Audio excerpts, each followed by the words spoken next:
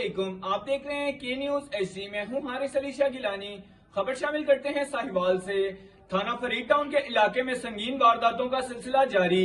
SHO اپنی corruption کے دفاع میں مصروف، علاقہ جرائم پیشہ عناصر کے لیے جنت اراضی بن گیا۔ مزید اس حوالے سے جانتے ہیں ہمارے نمائندے محبوب چودھری سے۔ جی بالکل، scheme number 2 free town Sahiwal سے 8ویں جماعت کی طالبہ اغوا۔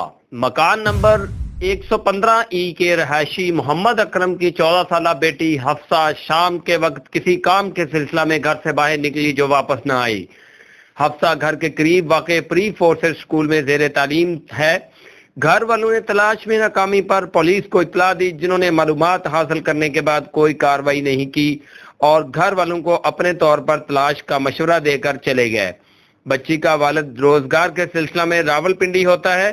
بچی ماموں سیف اللہ کی کفالت میں تھی، جسے نامعلوم افراد نے اغوا کر لیا۔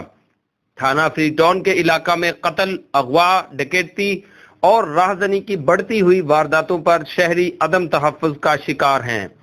اہلیہ نے علاقہ نے DPO امیر تیمور خان سے تھانہ فری ٹاؤن کے SHO زمان رشید وٹو کی غیر پیشہ وارانہ مصروفیات کے باعث سنگین جرائم کی شرح میں خوفناک اضافہ پر کارروائی کا مطالبہ کیا ہے۔ جی